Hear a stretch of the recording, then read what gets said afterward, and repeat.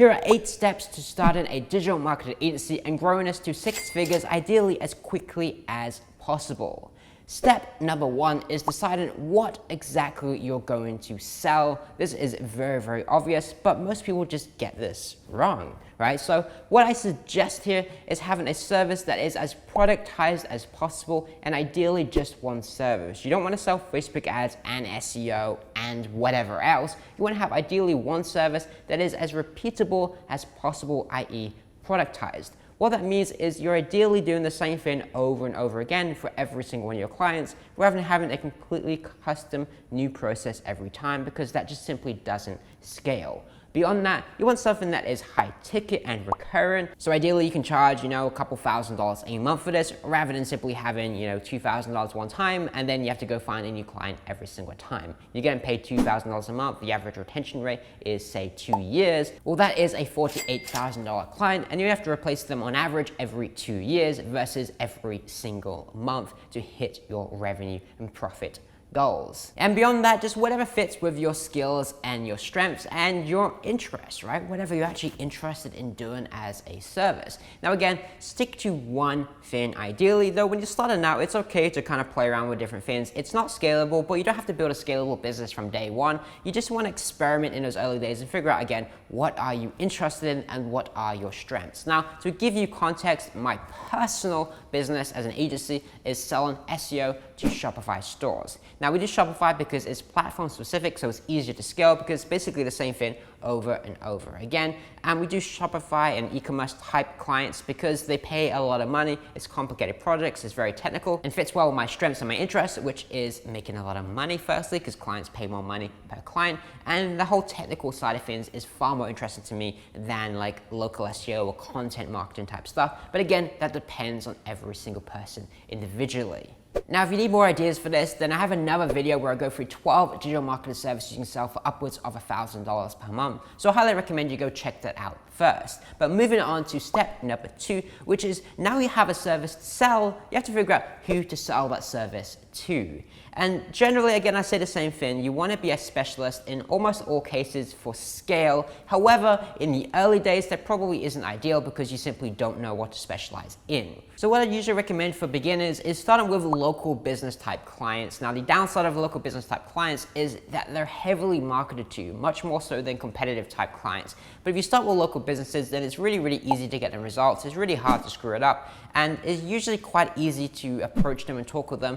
Not that they don't get marketed to, again, they get marketed to more, but it's quite easy to relate and communicate with a local business owner versus say a company that makes $5 million a year, again, which is even small, right? So it's just an easy starting point for starting out when, again, you're a beginner. And usually most people find success in service-based niches, but it really depends on your service. If you're selling local SEO, your roofers, your plumbers, your dentists and stuff like that tend to be quite easy to get results for, but it just depends. But figure out who exactly you want to sell to, and once you start getting them results, ideally look at and reflect on that and see, okay, I'm working really, really well with dentists. I'm getting a lot of dentists. I can communicate well with them, then welcome more dentists and specialize it later. But again, you don't need to build a scalable business from day one. Now, the first thing I just want to mention is that you want to have, your company name, your website, all that sort of nonsense set up. But actually, no, you really kind of don't. I did a video on this before where I mentioned that I built a 6-figure agency, again, the one I'm talking about now, with no website and no name and no real anything people think you need because you just don't need it. But essentially what I said in that video is that if you don't have any clients yet, then you don't really have a business. It doesn't matter if you have business cards, a website, a name. None of that matters if you don't have any clients. And if you don't have, say, a lead, then there is no need to have a proposal template. So focus on what actually matters, and your name, your website, your logo, your company, none of that matters until you actually have a client to sell to. So focus first on what actually matters and then do the next steps later.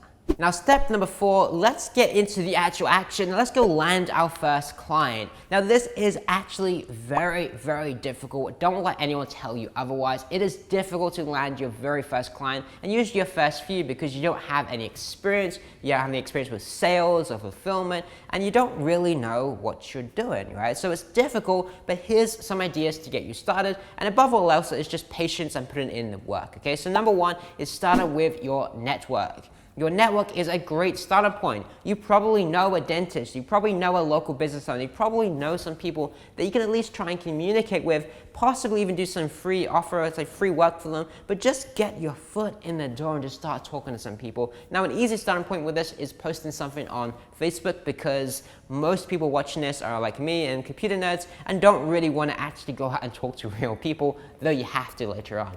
So here's a basic idea. I'll just put something on the screen right now, an example of what I posted on Facebook today, just as an experiment to see if anything happens. This can work and it may not, it just depends, but it's a starting point that's nice and easy. You're gonna post it on Facebook and try and get some potential clients from, again, your existing network. Now, my second idea for landing clients is basically how I built this brand new agency from 0 to 6 figures in a month and a half, and that is by sending cold emails offering a video audit. Now, this is very, very simple. You identify potential clients, you email them and offer them, would you like a video showing some opportunities to increase your organic search traffic or whatever service you're selling. It's very, very simple. I have another video on my channel explains how to do this very, very recently. I go through the stats, the open rates, everything like that. I recommend you go check that out, but that's really all it is. You send them a video to add some value first, and then you push them from the video to get onto a call. And again, I did this to go from 0 to 6 figures in sales in a month and a half by emailing random businesses. None of these people actually knew who I was before I sent the email.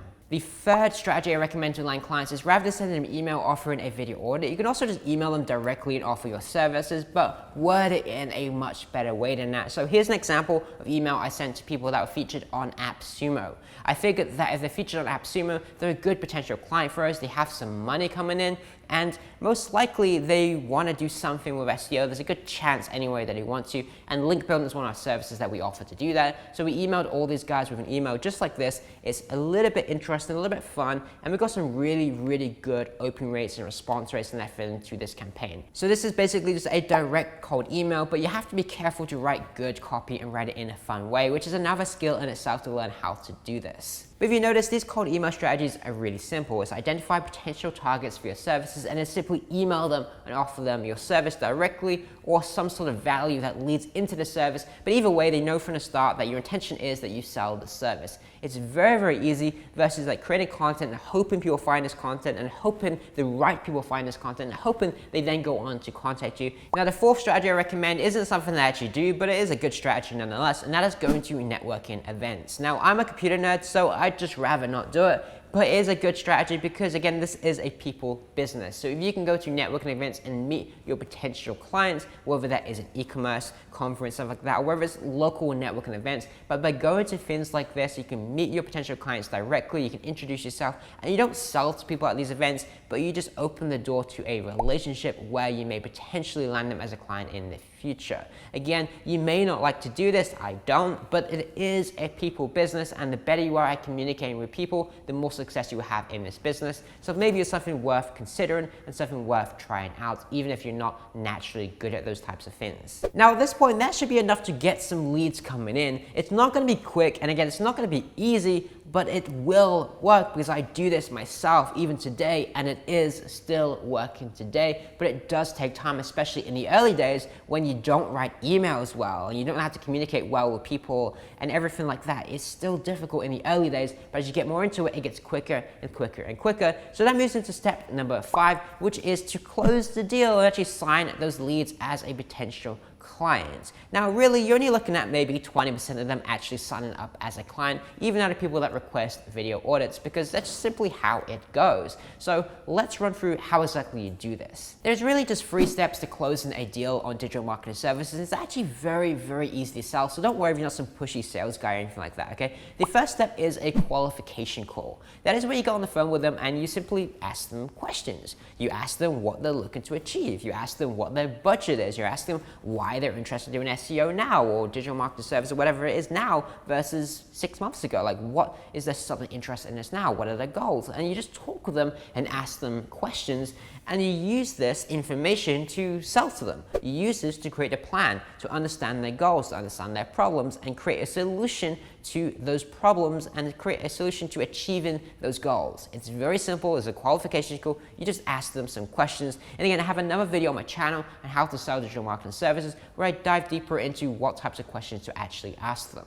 Beyond this, step number 2 is to create and deliver a proposal. I recommend actually creating detailed proposals. Not just some generic thing, but actually explain that here are the issues, here are the opportunities, here's exactly what we're going to do over the next, say, 12 months to get you results with this campaign. By doing that, I call this like educated close. You're educating them on why they should buy from you. You're educating them rather than simply trying to sell to them, trying to close them, right? It's the same as going to a dentist. You consult them, you provide information to them, and they make an educated decision themselves.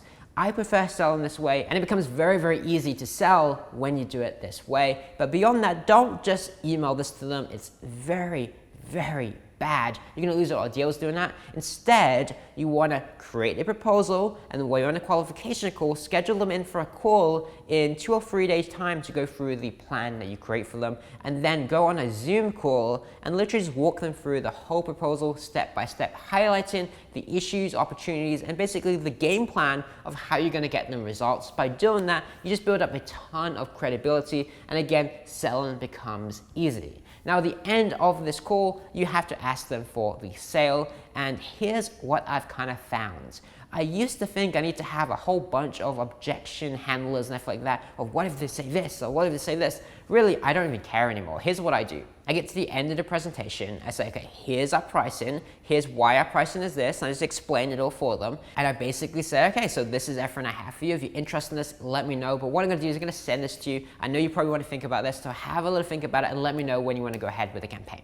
Right? I say something like this, and I don't try and sell to them whatsoever, because what I find is usually they're not going to make a decision there and then on the call anyway, and by simply going through this whole process and not being pushed in any way, it compels them to want to work with me more. I'm not trying to push them to sign the deal. I just want to provide some information, help them out, and they know I can help them. I know I can help them. If they want to hire me, that's great. If not, who cares? There's tons of other clients out there. I'm not struggling for clients, so it's not a problem. And by having that approach to sales, I actually found it converts better, and it's way more fun. It's way easier for me as, again, a computer nerd, and it just works really, really well. Now, the third step in that sales process, though, is that in many cases, they will not buy from you. So you have to follow up. You have to send them an email. You have to make a call. You have to do some sort of attempt there to get their interest back if they don't buy straight away. And in some cases, you have people that say, hey, I do want to buy this, but we're waiting on our new website being redesigned or this happening. And again, you still need to follow up. So just add follow up to it. And it really should be in every level of sales, prospecting, and marketing. Just make sure to follow up with prospects, especially ones that have expressed interest, because they're the more likely to buy. Oh, hey, by the way, if you're watching this video, you liked this so far, please do me a favor before we go to the next tip and click the like button below. It really helps out the channel, and it makes sure that YouTube recommends this video to more people. So please do that. I really appreciate it. Let's go into the next step. Step number 6 is to get really, really good results for your clients. And what I suggest at this stage is basically to hire contractors or outsource pretty much from day one. Now, if you want to build a scalable agency, then you need to outsource, or you need to delegate at least. So I recommend getting into the habit of this from day one, unless you really, really need that money. Because it's better to get into that position and that mindset of an actual business owner from day one, rather than doing everything yourself, which already, even just one client, can be a lot of work and can really limit your potential growth and scale. So by immediately on day one, going out there and hiring some people, Upwork is a great website for this. You can pay people, say, $5 to $10 an hour, and hiring people to do some of this work, or going to services and just paying them, say, $50, $100, do different parts of the service you're selling, makes it really, really easy to scale quicker, even in the early days, and gets you in that right state of mind as a business owner where you're working on your business more so than in your business. Though it's still going to be a mixture of both, again, in those early days. But it's very, very important. At the beginning stages here, you want to get really good results for your clients. Don't stop prospecting. Don't stop outreach. Don't stop trying to land clients. But make sure you get really good results for them, because if you get really good results for them, it does two things. Number one, it increases the chances that you're going to get referrals, and referrals becomes really a big part of this business over time. Again, it is a people business. And number two, it's going to give you a massive confidence boost, which is really going to help you with landing your next clients. It's really difficult, again, getting that first client. A lot of it comes down to yourself, your lack of skills, your lack of experience, and your lack of confidence. by having a client that you got really, really good results for is going to massively help with landing the next one. So try and get them really, really good results, as you should anyway, because there's a lot of people promoting this whole make money online thing, and they're hyping up starting an agency is easy. It's not, and they're not really emphasizing the need to actually get their clients really good results, which is very, very important for building a long-term sustainable business. Step number 7 is communicate clearly and well with your clients. Most people do the absolute bare minimum here, which is send in a monthly report, which is again the bare minimum. But really, it isn't enough. You need to be communicating well with your clients. What I would recommend is that at any given time, they can basically check with ease, maybe just logging into somewhere or having some access somewhere. We can see at any time what exactly you've done so far on a campaign and what you're working on currently. By doing that and by giving that level of communication, even if it's just automated, not specifically emailing them, it allows the clients to really see what they're paying for and increases the trust again and credibility and everything so much more, because retention is a big part of this business. If a client pays you $1,000 a month, it stays for 12 months, that's a $12,000 client. However, if you double that to 24 months, that's a $24,000 client. That is double the amount of revenue and probably more than that in terms of the profit. So by increasing that retention rate, you will massively increase the value of your business, the revenue and profit of your business. And you can do that by communicating better with your clients. So make sure you're emailing them, communicating with them, telling them updates of what's happening with their campaigns, and just keeping them in the loop so they know what they're paying for. Because usually what happens is they pay you $2,000 today, they don't hear from you for a month, and at the end of the month you just send them some automated report that says, okay, here's some stuff we did, right? That's no good. Keep them in the loop as you go through the whole process. It will massively increase your client happiness and your client retention rate. And step number 8 is simply rinse and repeat. It's actually quite easy to build an agency in the early days, and getting up to 6 figures a year is actually pretty easy. It's not that many clients, so just simply rinse and repeat what I've explained so far today. Now again, that first client will be extremely difficult to land. It can take potentially months to land that first client, and the reason is really simple. This isn't some get rich quick scheme. This is a real business and it requires skills. So if you're going out there and you've never sold before, you've never done this service before, you've never done like writing cold emails before, you've never done any of this stuff before, and then you're expecting that, oh, this is easy, I'm just going to go out there and get to 6 figures in a month. It's simply not going to happen. You do need to develop the skills, and that can take a matter of months. So in those early days, if you're not landing clients, don't even think about landing clients, just think about the specific skill you're looking to learn. If that is cold emailing, then start measuring the response rates to your emails and just focus on improving the response rates. Because sure, you may not be landing clients yet, but if you're measuring the response rates, you can see that you're getting better at writing copy and you're getting better at getting responses and leads. And then from there, just focus on the next step, which is again, how many of those responses can you push to get on the phone with you? How many of them can you push to proposals? How many of them can you push to buy-in? And so on. Just focus on one step at a time and focus on the things that you can actually control, because you can't necessarily control the number of clients that you land, but you can control the number of emails that you send, and you can optimize to increase the effectiveness of those emails. So focus on what you can control and just be patient in those early days while you're developing those skills. And just a side note, the 3 skills I recommend you learning are sales, fulfillment of whatever the service is that you sell, and then communication. If you master those 3 skills, you will get really, really good results in your agency. And if you're weak in any of those areas, that's probably the reason you're struggling in your agency currently. Now, as you follow this process and land more clients, what I recommend is you slowly start specializing more and more in terms of a single service and a single niche, just to make it as easy as possible. Again, going back to my own example, I run a Shopify SEO agency. So our niche is Shopify stores, and our service again is SEO for Shopify stores. It's very, very productized. It's basically the same thing over and over again, the same process makes it very, very easy to fulfill and manage for ourselves. Now, when you get closer to that 6-figure mark, you have 2 choices for scaling. You can basically become a consultant or an agency. What that means is an agency focuses on getting more and more clients, whereas a consultant focuses on limiting that to maybe 12 to 15 clients, and rather than increasing the number of clients, instead increasing the rate each client is paying. Now, you can't really upgrade existing clients to pay you more money that easily anyway, but what you can do is you can expect that your retention rate is going to be, say, 18 months. That means every 18 months, you basically have to replace your clients anyway. So if you increase your minimum from, say, $1,000 a month to $1,500 a month,